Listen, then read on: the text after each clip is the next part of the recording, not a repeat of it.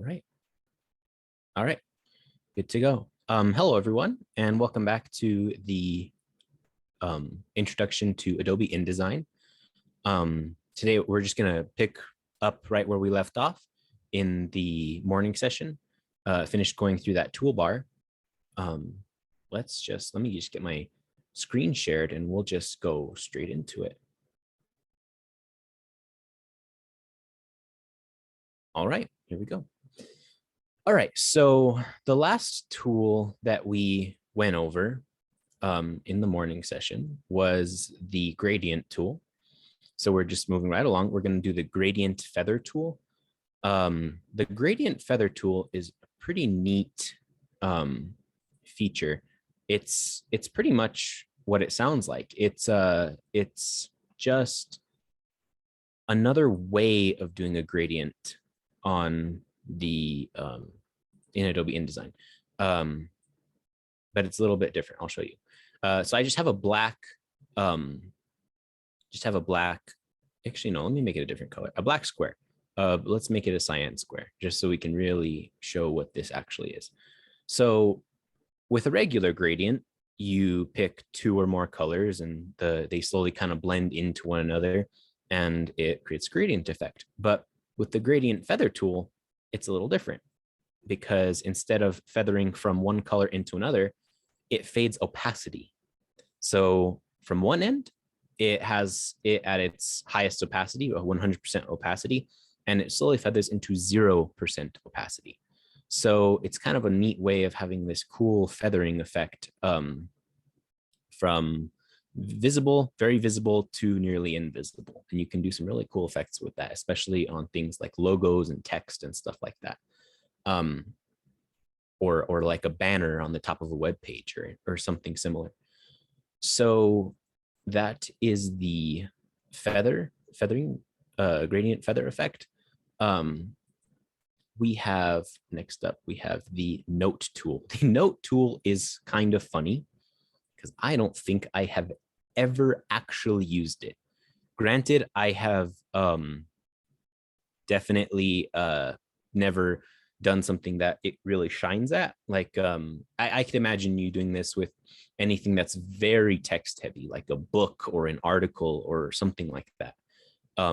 But well, let me just show you how it works. So let me get some text in here, and actually no, let me do it a different way just so we can kind of get some practice. I showed you how to do this morning, but let's just do this again. Import file. We're going to import a text file or a Word document in this case into an empty frame, and it's going to place it, right? Okay. So now we're going to get our note tool out. We're going to find a place that we want to leave a note. So you have text, and let's say I want to put a note at the very end. I click on the text where I want to add a note, and I'll just put something like by Dr. Seuss. I'll close this out, and you'll see that now there is a little mark where I put the note. And if I click on that, I actually think, yeah, there we go. Our note pops up again. So it's a way of leaving notes without it being super highly visible. It's good for text or anything that pretty much the creator needs to know about the text. Okay, so that was the note tool. Next, we have the color theme tool. The color theme tool is interesting because if you've ever worked with design softwares before, you might be familiar with the eyedropper tool, where you get the eyedropper tool out and you can hover over a color you want and click on it, and now you have that color selected. This is similar, but it's a little different, and I'll show you what I mean by that. So right here, we have just the InDesign logo, and if I have this tool picked out, I'm going to click in there, and it's going to give me color options that match that color theme of like the dark maroon and the slightly lighter pink. It's not going to give you an exact color necessarily. It's going to give you like I said, like several options within that color theme that'll match. I think it'll, like, this is simple because there's only two colors actually being used. So it'll give you this color, which is, I'm pretty sure, an exact match to this color, and this one, which is pretty much an exact match to this one. But if you have a bunch of colors in there, you might not end up with an exact match for every single color. But it is useful when you're trying to make things kind of cohesive and follow something like not a like an analogous theme or some kind of monochromatic theme. It can be useful for sure. All right, so let me get rid of that. Moving on, we have the hand tool. The hand tool accomplishes the exact same thing as I was showing you earlier by holding the space bar down and clicking and dragging. But there's just an actual tool for it on the toolbar. I prefer to, if I have another tool selected, just hold the space bar down, and while you're holding it down, it activates the hand tool. That's how I prefer to do it. But yeah, if you're more of a toolbar kind of person, you can just click on it there. Same thing with the zoom tool. Click on the zoom tool and click on where you want to zoom, and you can zoom. But what I prefer to do is to actually hold Control space bar, and then you get the zoom tool back out again. If you want to zoom out, hold Control space bar and then Alt or Option, I believe, on Mac. Click and you'll zoom out. All right, so that is basically the InDesign toolbar summed up. Are there any questions before we move on to the actual project portion of today?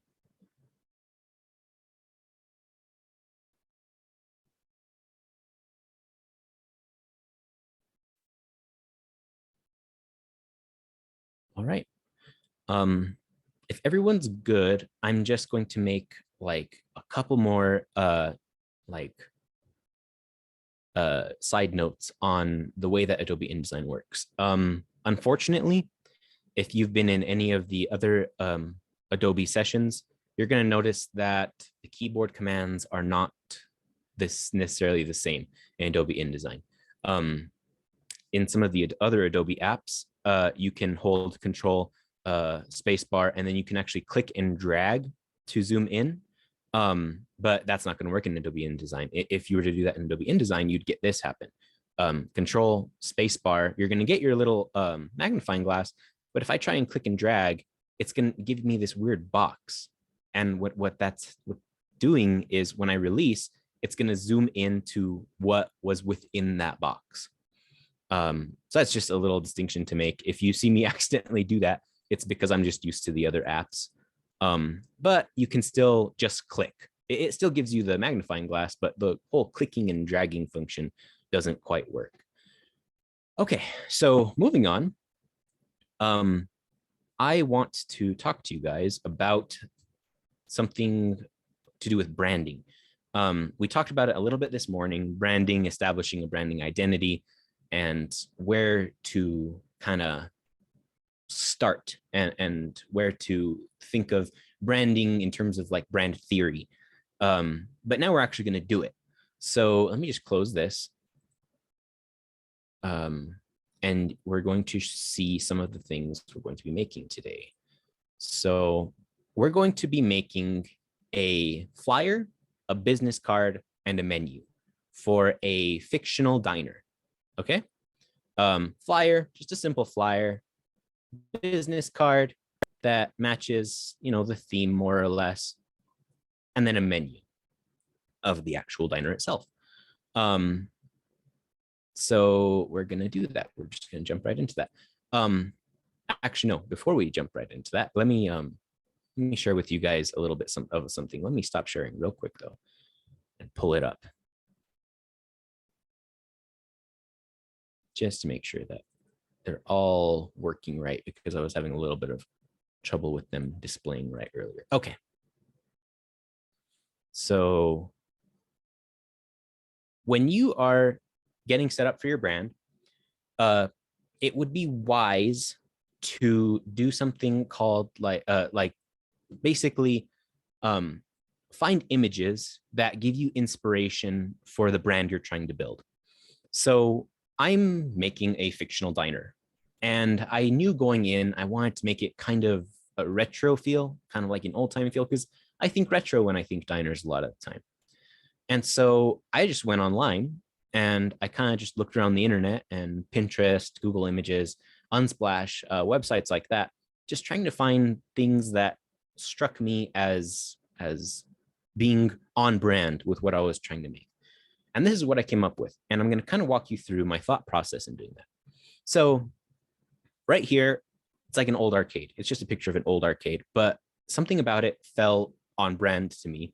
And so I collected it. I saved it in my brand image collection. Something to be on the lookout for is colors, shapes, forms, patterns, repetition, things like that. So we're going to step through these. And then when we're done stepping through them, I'm going to tell you what I took away from them. And that's the thing, when you're building a brand, it's almost all just interpretation. There's not necessarily a right or wrong way to build a brand. Okay, so stepping through, here we've got some Art Deco kind of text, and we've got the neon lights, cyan and magenta. Again, more neon lights, just very like retro kind of feeling images. Here, this is a picture from Back to the Future. Again, we've kind of got the neon colors going, but something that stood out to me here was the black and white checkered tiled floor. And that stood out to me as being very iconic and very indicative of like a diner setting. So that stood out to me, and you're going to see that we kind of play on that a little bit later.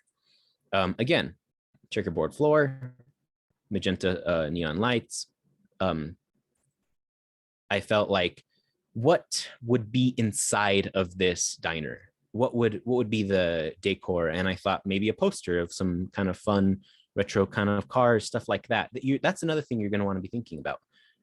It ties into the physique of what we were talking about in terms of the Camphor model this morning.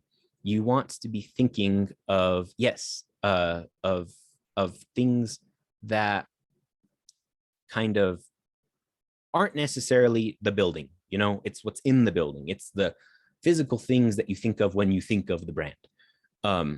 So yeah, Route 66. It's all very classic Route 66 diner neon kind of feel.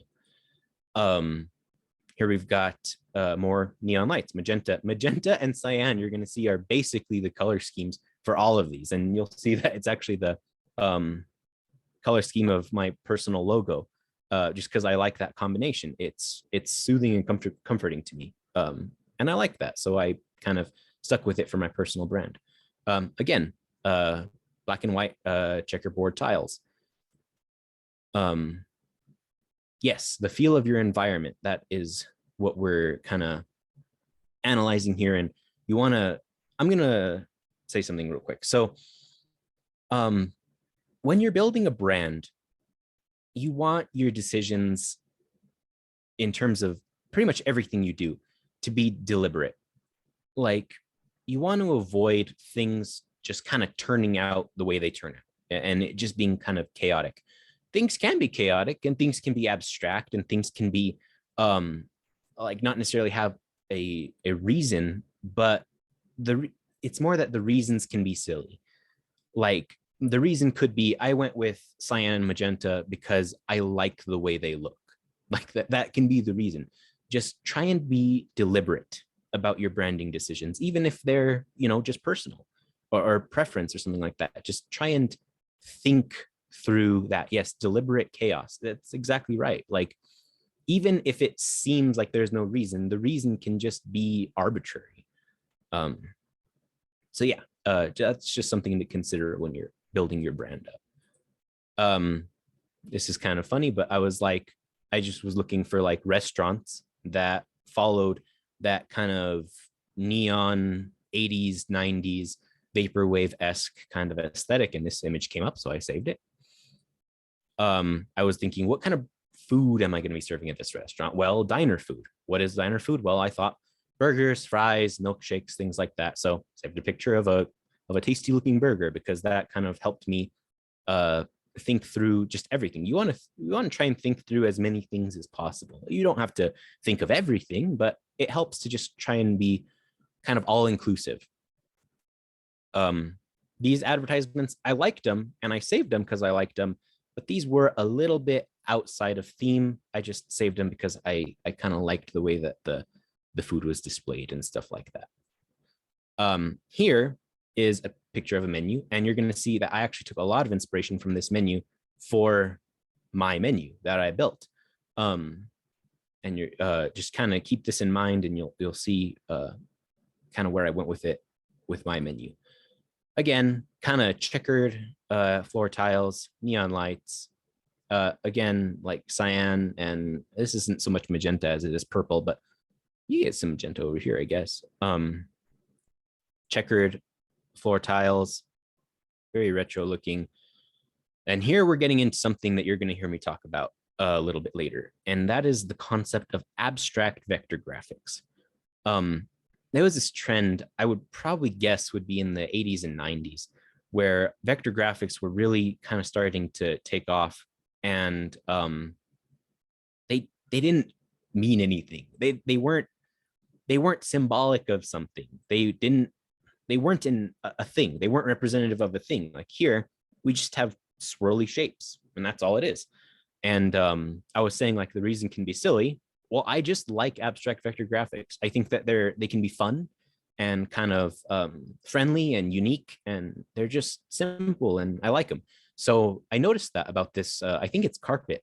It's just abstract vector graphics. You've got like the star kind of popping kind of shapes, and you've got the swirlies. And then, of course, they're all neon. So that, again, feels kind of retro and very, very on brand. I was thinking, again, what kind of posters might be up inside the diner.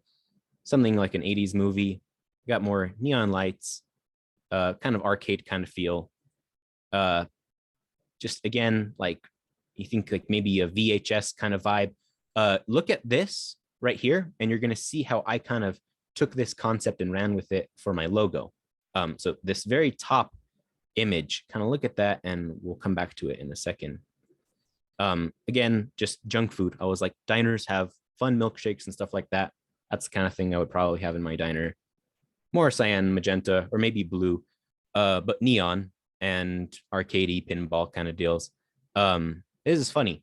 Taco Bell is an excellent example of abstract vector graphics. Not so much anymore. They kind of grew out of it. But in like the 90s, maybe early 2000s, they still had like this kind of vibe and aesthetic to them.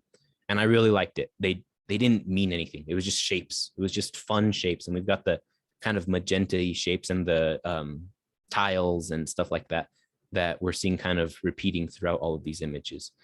I think of like tube TVs and neon lights and, you know, a bunch of retro games and stuff like that. More logos and typefaces that kind of go with brand, milkshakes, and let's just skip through a couple of these last ones. Abstract vector graphics, an old, I think it's like a Crunch Wrap or something wrapper from Taco Bell, tiled checkered tile floors, more fun, bright colors, and an abstract vector carpet to finish it off with some more just fun, whimsical shapes that don't necessarily mean anything. Okay, so this is what I did when I was trying to build my brand. I just looked online for things that I liked, what things repeated, what things matched, what things went together, and how could I use that to build up my personal brand. So that was the process. And I hope you kind of can think of how you could apply that process to building your brands, your personal brands, or the brand that you're working on. A brand can be anything. A brand can be a sports team. It can be a club, an activity, pretty much anything. So yeah, I just hope that you can try and apply that to your own brands. Let me close that out. And I think my screen stopped sharing when I closed that. It's okay. So real quick, I'm going to show you guys just real quick the logo that I made in Illustrator. I actually made this in Illustrator. But you're going to see why I'm even showing it to you in the first place in just a second. So I kind of tried to match, I just tried to find like a retro kind of typeface, just a very, it looks good in neon. It's kind of swoopy. And if you can literally imagine how neon used to work, it was tubes that were bent with gas in them. So the physics and like the actual physical properties of the typeface need to work with that, or I thought they did. And so I just tried to find a typeface that kind of looked like it could have been bent as a neon tube, and this is what I came out with. I gave it just the name Memory Diner because I'm thinking like, well, retro kind of diner. You're probably being reminiscent of the past, and like I said, all these design inspirations basically come from the 80s and 90s. So Memory Diner, it felt right. And then I was telling you, those triangles from that one thing, I kind of did a play of that here. They don't mean anything. They're just cyan and magenta triangles that I gave kind of a neon effect to. But honestly, at the end of the day, I just kind of like the way that the logo came out, especially for just like a example logo. It felt good. All right, so that's the logo. I just wanted to show you. I designed it in Illustrator. It was it was thank you. It was pretty straightforward. It's nothing fancy, but it'll do for our purposes today. So let me close that out and share my screen again, and we'll go back into InDesign itself. And we'll get set up our documents, and we will kind of just, all right, there we go, it loaded in. All right, so let's start with the flyer, just because I think it's probably the easiest one. It's only one-sided because when you put a flyer on a wall, you don't really need a other side, which is not necessarily the case with a business card and a menu. So starting, yeah, we're just going to start out with the flyer because it's the most straightforward. I made it on an 8.5 by 11 sheet of paper, just because that's an easy kind of size to work with, because it's what most printers use. So I'm going to go to File, New, Document, and we're just going to set up a new document, and we're going to start building this. So I'm going to change the units to inches, because that's what I like to work with. It's what's intuitive to me. Not necessarily a rule or anything, but that's just my preference. Create 8.5 by 11 document, sheet of paper. We have a blank sheet of paper. Okay, so let me just double check real quick, because I don't feel like doing the math again, how big these squares are. They're 1/2 inch. Okay, so I'm going to start by just making my background. And the background was inspired by those black and white checkered tile floors that I was talking about earlier. So I'm going to just make 1/2 inch tiles. I'm going to set the fill to 0, or the stroke to 0, and the fill to black. And then I'm going to link the dimensions, and I'm just going to manually go in here and make it 0.5 inches. Okay, so that is one tile. I'm going to drag this up into the corner, and I'm going to make sure it's at the right spot. All right, that's the right spot. And then I'm going to make a second tile, and I'm going to do that by holding Alt, clicking on my original tile, and dragging away. If you hold Shift, it'll make sure that it stays horizontal. And I'm just going to put that edge right up to the other one. All right, and then I'm going to take this tile and set the fill to paper. Paper is what InDesign calls white. I don't know why necessarily, but just know that it's what InDesign calls white. And I'm going to click and drag over both of them. And then I'm going to click on Alt and Shift. And oh, I'm sorry. I wasn't holding it before I actually clicked on it. So Alt Shift, and we're just going to make an exact duplicate of those. And we're just going to keep on going with basically that until we have, and the cool thing about when you're doing tiles like this is that how much you actually cover grows exponentially. So it might be a little slow at first, but as you get going, it should all come together.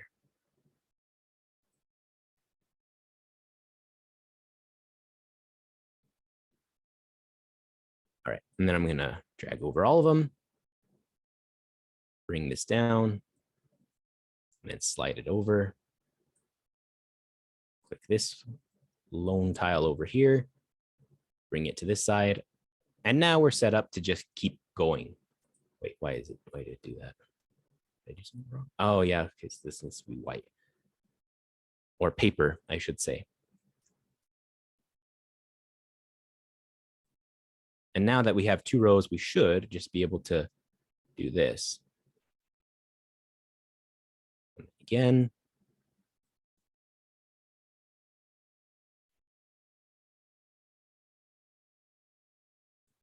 And if you were with us for any of the other Adobe sessions, you might remember that an important part of design is repetition. It's one of the 4 Park principles.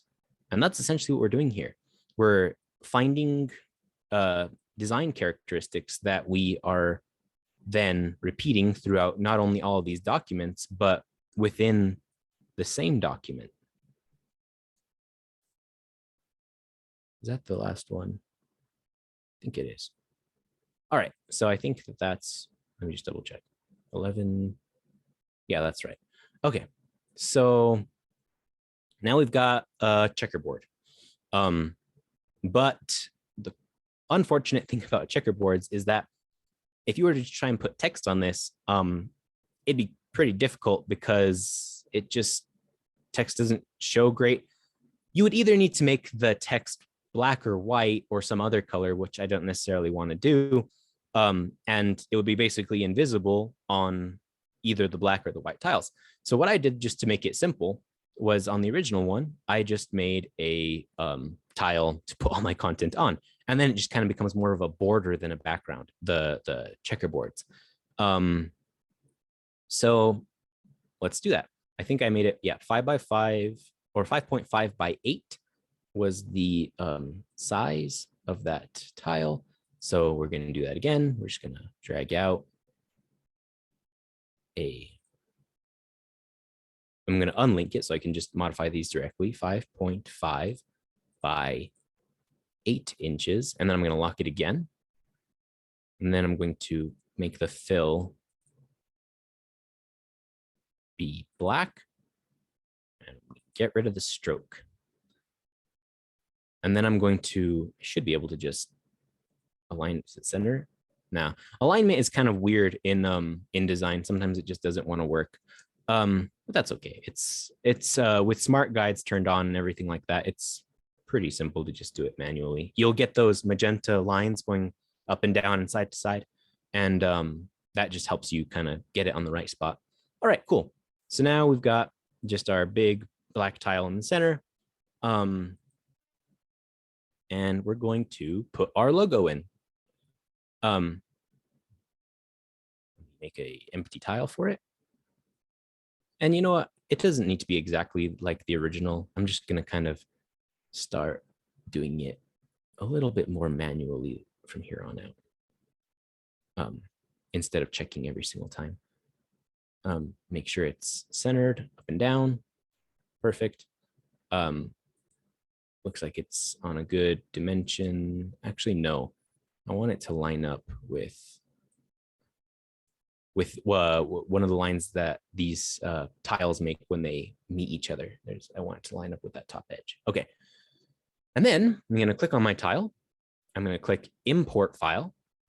I am going to find my Memory Diner logo. That is an Illustrator file. And that's the cool thing about Adobe products is, like I keep saying, a lot of them are kind of not interchangeable, but they work well together. So I'm going to open that up. Might take a second and boom, we've got it. But it's getting cut off. So that's when you go to these settings over here, frame fitting, and you pick, I'm going to go with center content. No, I'm not going to go with center content. I'm going to go to content aware fit. That's the one I want. There we go. And that will basically just put it in the frame in a way that it'll all fit. And then I'm going to click on center content, and that'll put the entire image in the center of the frame. And I like the way that looks, but before I get too far ahead of myself, are there any questions, anything that anyone wants to clear up, anything you want me to maybe spend a little bit more time talking about?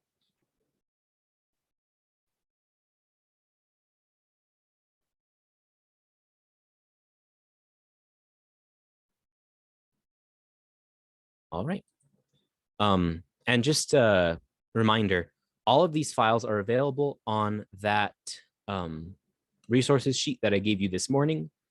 The completed files are all there. The logo is there, everything like that. All right, if everyone's good, then we're just going to keep on going. Now, again, just a little bit of a reminder. This looks really fuzzy and not good, basically. But I assure you that the resolution and the crispness is there.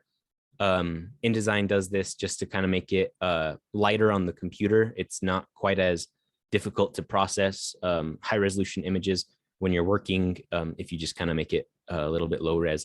If you want to see it in its true glory, you're going to go to View, and then you're going to go to Display Performance, High Quality Display, and it'll show you what the image actually looks like. But while we're working, we're going to go to typical display just because it lags less that way, basically. All right, so now we're just going to put something like a catchy tagline and like our hours and stuff like that. Stuff like, yeah. So I'm, instead of making a new frame, I'm going to just drag this frame down, align it there. I'm going to, can I just delete the image on the inside? All right. So this morning I was kind of hating on the direct selection tool, but that's actually a case where it's useful. Instead of clicking on the frame and deleting the entire frame, I was able to just select the image within the frame and delete that instead of the frame itself. All right, so now I'm going to bring this down and align it with right about there. That looks good. And then I am going to put text in this frame. I'm going to center align it. I am going to make it maybe 24 points. And then this is where you would, you know what, I'm just going to copy paste from the original document because I don't necessarily want to type everything out. There we go. Actually, it looks a little big. Let me bring that size down a smidge. 18. Yeah, there we go. Now it looks like everything fits properly. All right, so that's our flyer. It's pretty simple. It's a pretty simple flyer. It's just got a nice little tagline, our hours, food, dessert, games, hooray, and then the address, which is a fake address. I don't think it's real anyway. 42 Roadrunner Way, Albuquerque. All right, so that's the flyer, and it's probably a little bit different from the one I showed you in the beginning, but that's basically the steps I took to make the flyer in the first place. All right, cool. So if there are no, it's all practice. If you just take a little bit of time to work with the software, you're going to see that you'll get real quick with it, and you'll find the tools that you use regularly, and you'll get the keyboard commands down, and it's it takes like just a little bit of getting used to, but it definitely you learn quick after you get the basics down, and then you feel like you can make anything. But before we move on, are there any questions on anything we did here? We're basically going to be doing a lot of the same stuff, but I'll show you that it's just a little bit different, especially for the business card, because we're working on a different sized paper. All right. If everyone's good, then we will just get set up for our next portion. Let me delete this just because I don't need it anymore. I don't need to save it. Let me double check. I'm like 90% sure I remember, but I want to just be sure. It's 3.5 by 2 inches. Okay, so, whoops, didn't mean to click home. Yeah, that's okay. New file. I'm gonna go to inches, and I'm going to make it 3.5 by 2 inches tall. And I should have a nice business card sized document. And let me add a page actually, because there are two sides to a business card. There's the front side and there's the back side. All right, so, whoops, why did I zoom in that much? See, I told you I was gonna do that because I'm just so used to those other commands. All right, so this is a nice little business card. Let's just get straight to it. You'll see that I repeat the black and white kind of checkerboard kind of deal throughout all these documents. So let's just get that sorted out first and foremost. 1/4 of an inch each of these little tiles is. So I'm holding shift to lock the dimensions so that it comes out as a perfect square. And wow, look at that. It came out as 1/4 an inch. Without, dang it. No, as soon as I took the stroke away, it changed it. That's okay. We'll make it black. We'll come in here. We'll make it 0.25 inches again. We'll put that in the top left corner. Alt click and drag to get a duplicate. If you see me doing that right there, I'm changing my reference point, right? What does that mean? That means that when you're talking about the shape, it's saying where on the shape are you referring to when you talk about the position. I pick the center because that means that it's on nice round increments of quarters or eighths and stuff like that. If I were to put that back up to the top, you'll see that it's telling me it's at Y0, but it doesn't feel like it's at Y0. It feels like it's right here, and Y0 would be up here. Well, that's because it's talking about this top corner as what it's using as its reference point. I like working from the center most of the time because then it makes sure that I'm all squared away and in the right spot. So I'm gonna just keep doing same thing that we were doing earlier.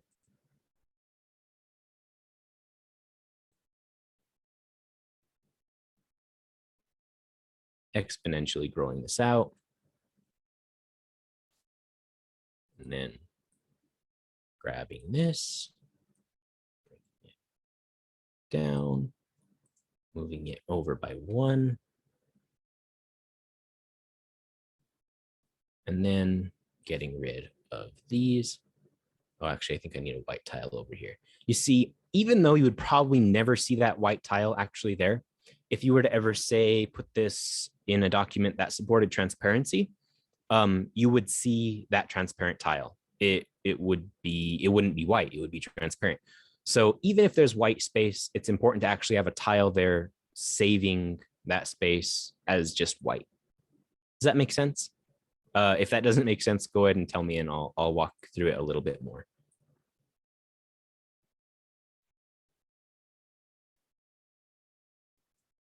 All right. And then, oops, I almost did the same mistake again by trying to use those old commands. All right. And then I'm just going to click and drag over all of it. I'm going to group it, and then I can just move it as one unit instead of a bunch of tiny units. I'm going to alt click and bring it down here for the other one. And we'll get to that later, but we're going to focus on this one for now. I'm almost doing it again. All right, so same deal. We're going to make just a content box to put all of our stuff on. And it's funny, you might be thinking like, why do we make all those tiles if we're only even going to use the absolute outer ones? But like I said, it's good to have a placeholder, in my opinion. I'm going to make this 1.3 inches by 1.5 inches. Then I'm going to, grab my selection tool and make sure that it's all nice and centered. Those magenta lines should pop up and show you if you're in the right spot or not. All right, cool. I'm going to make this the back side of the card just because I want to get that out of the way. I'm going to grab an empty content box, make it more or less the size I want. I'm going to import a file, put my logo right there in the middle, content aware fit it, center it, and there we go. There's our logo on the back of our business card. And this is a very whimsical and like stylized business card, of course. It's, I mean, depending on who you ask, not necessarily the kind of thing you would use in certain settings, but I feel like for a diner, it's fine. Let me grab that black space, just make a duplicate of it so I don't have to do it again. All right, and this is where I'm actually gonna have all my content, my name, my contact information, all that business. I'm just gonna go ahead and copy paste it because I don't want to do it all again. Grab my frame, click and drag over everything. This is kind of like, it's so close, but I'm gonna just make it a nice increment of quarters just because I like being very precise. Lock the dimensions again. Grab the box, make sure it's right there centered. Okay. Now I'm gonna go to the text tool, put some text in here, paste it, and bam. Let's see how that looks.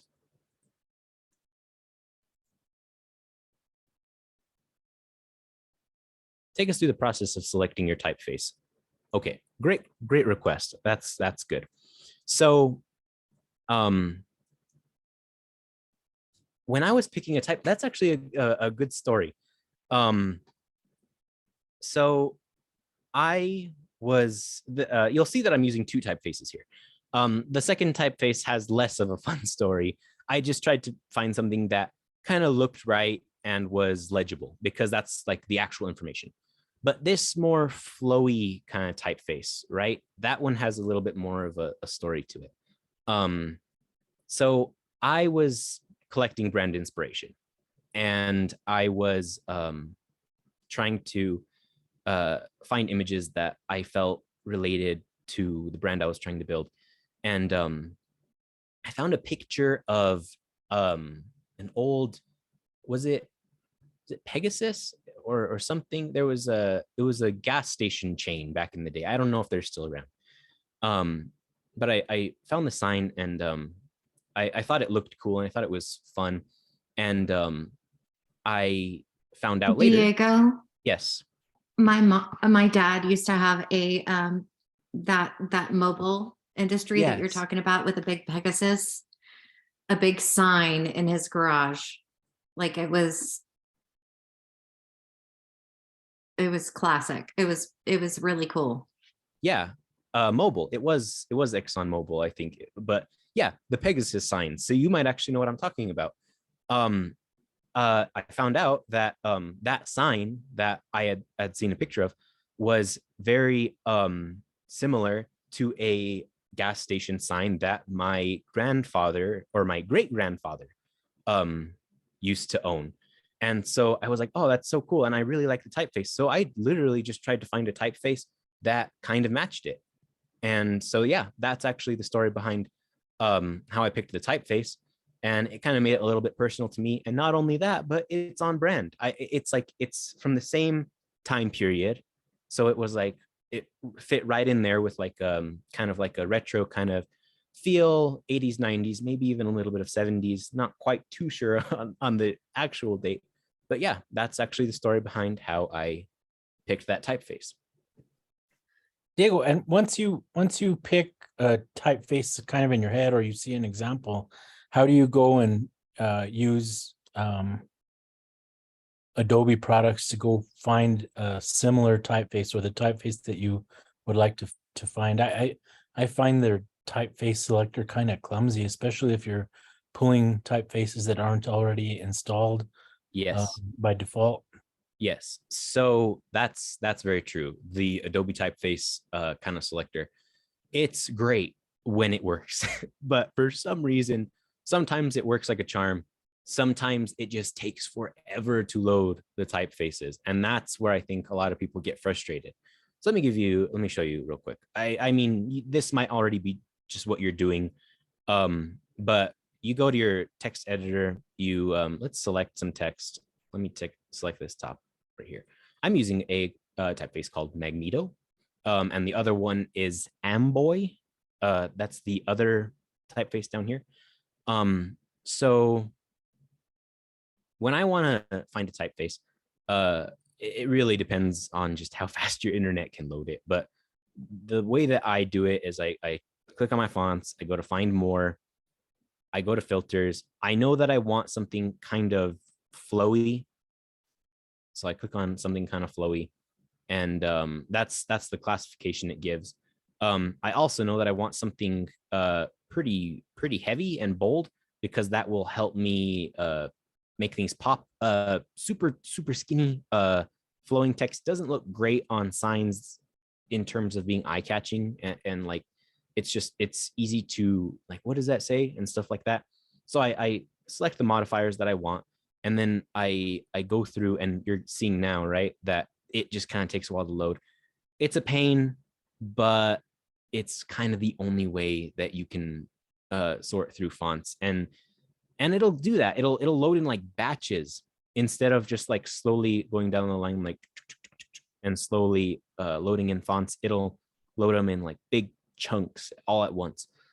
I wish I could give you a better way to do it, but that's the only way that I've found to do it. You just need to have a little bit of patience, unfortunately. You can also search through fonts online. Just find them on Adobe Fonts, or on the Adobe Creative Cloud desktop app.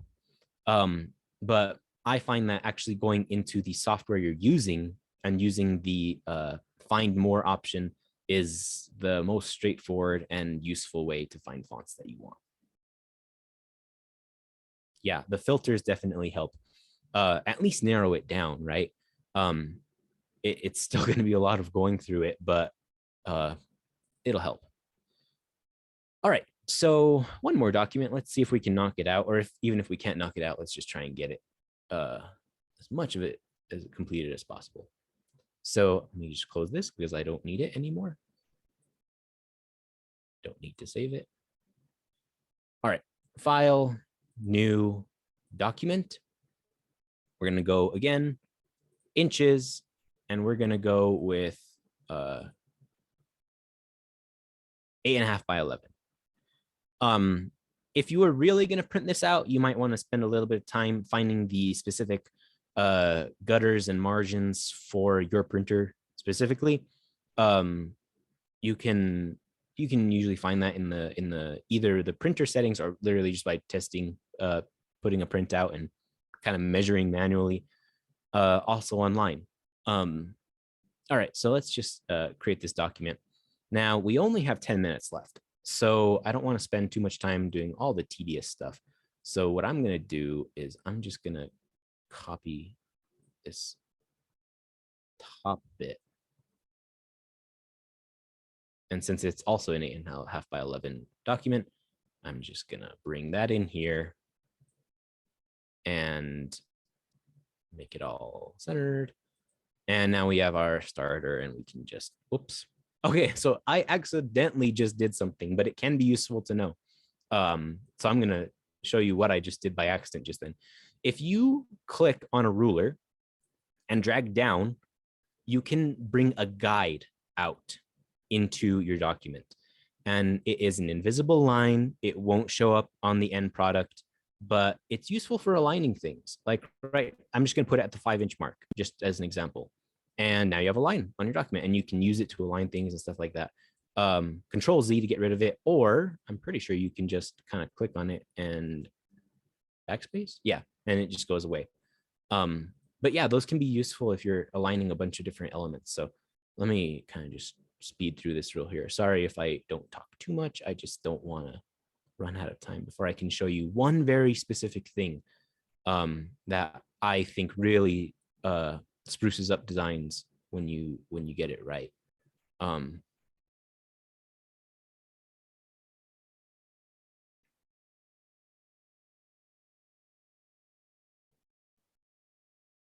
Yeah, it is a cool feature. And it works on this side too. One thing that is it kind of, I get this, just it confuses me sometimes. I'll think, okay, I want to put a horizontal guide out. My instincts tell me to go to the left ruler and drag out a guide, but it actually makes a vertical guide. So I don't know, maybe I'm the only one that's a little bit unintuitive for, but know that the ruler you click, it's going to make a guide on the opposite ruler. All right, so we've got our little checkerboard pattern going. I think that, did I make it too long? I made it too long by 2. Let's get rid of those. Okay, so that's our checkerboard pattern. We're gonna just, again, go in here. No, actually, I'm gonna go to my menu, and I'm going to Control C, Control V, bring my black shape in here, bring it right into the middle. Now I'm going to just do the same thing that we were kind of doing before. Bring a empty box in, import a file, put my logo right there in the middle. It'll take a second, fit it, center it, and it looks like I'm getting cut off still just a little bit. So let me just drag that down a couple notches, fit it again, center it, and that looks a little better. Yeah, that's better. So our logo's on. Now there's one thing I really want to show you guys how to do, just because I think it can make stuff look pretty spiffy, especially when you're working on something like a menu. And maybe you're never going to work on a menu in your life, but I think it's useful. Let me get rid of that, and let me bring my text in. So there's a really cool way of using tabs in InDesign. Let me just make like a fake menu item oh, it's typing in black. Let me fix that real quick. Just so we can actually see it. And let me make it bigger just so it's really visible. 48. And let's clear all my filters that I was working with earlier. Let's use the Magneto font. So burger. Okay, so we've got burger, and now let's say we want to put our prices over here. But now let's go down one, and let's just, again, fake taco.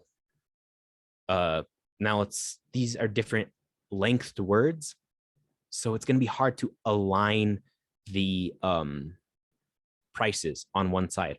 So something you can do is you go to one line and you go to the type tab up here, and then you click on tabs. You'll get this little box right here. So then with the tabs open, you click on this little magnet icon, and it'll snap it to the top of your text box. And then I'm going to make a leader, and I'm going to make it just a period.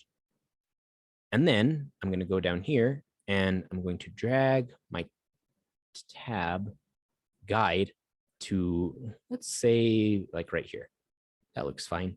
And then I'm going to click tab, and it's going to immediately fill in that area as much as it can with whatever symbol I chose as my leader. And that can be anything. So let me go down here. Let me change my leader here to, and I'm pretty sure it can just be anything. So let me just do capital Q's, because why not? And then make sure that this is where I want it to be.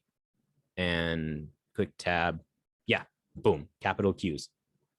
That's a funny looking Q in this typeface. But yeah, so that's what you would want to do if you wanted to align like similar or like elements to one specific spot. Unfortunately, I don't think we're going to be able to get through all of it, but I wanted to make sure that I got that through to you, because that's what I used here to align my prices, right? So let's look at this for a second. I did the thing. I zoomed in too much. Okay, so I wanted to have the menu item, and then over here, I wanted to have all the prices, but I wanted them to be aligned. And also, there was a bunch of empty space here, so why not fill it with something? So I filled it with periods. I'm pretty sure it was just periods. But using the tabs, it was all aligned to the same spot every single time. And we've got a nice clean line.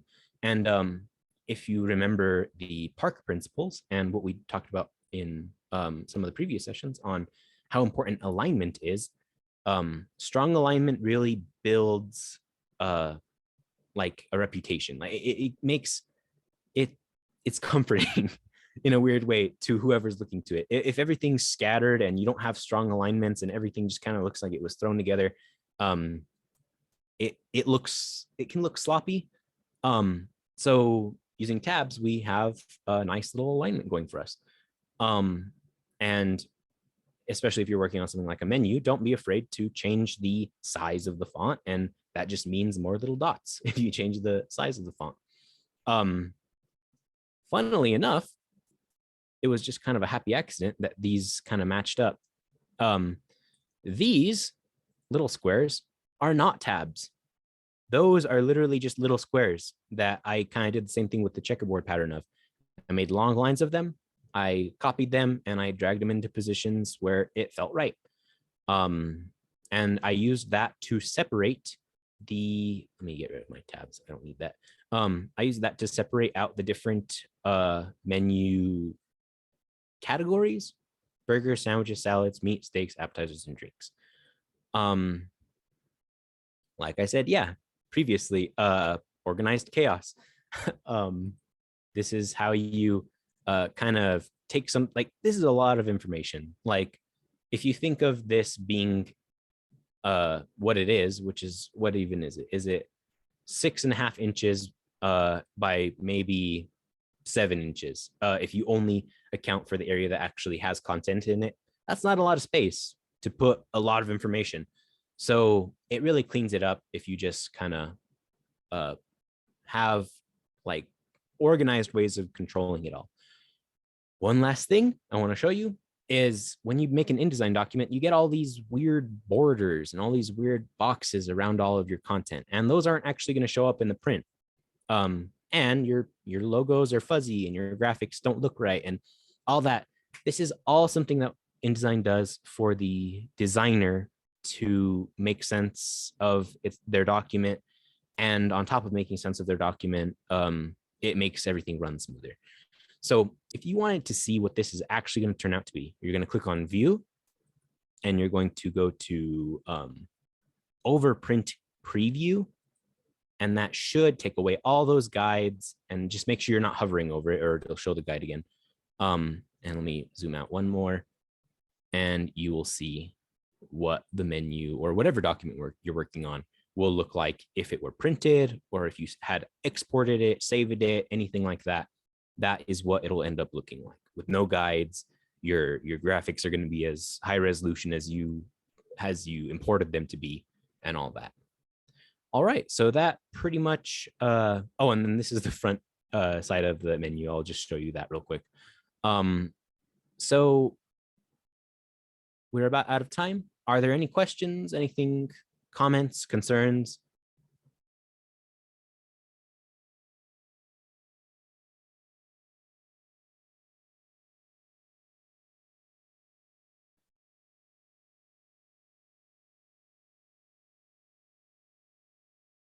Yes, InDesign is a really powerful application for a very specific thing. Honestly, that's the Adobe suite in general. Is they are really great, but not at everything. While you definitely could, like, say, make a logo in InDesign, it's not its strong suit. So they work best when you can use them all tied together.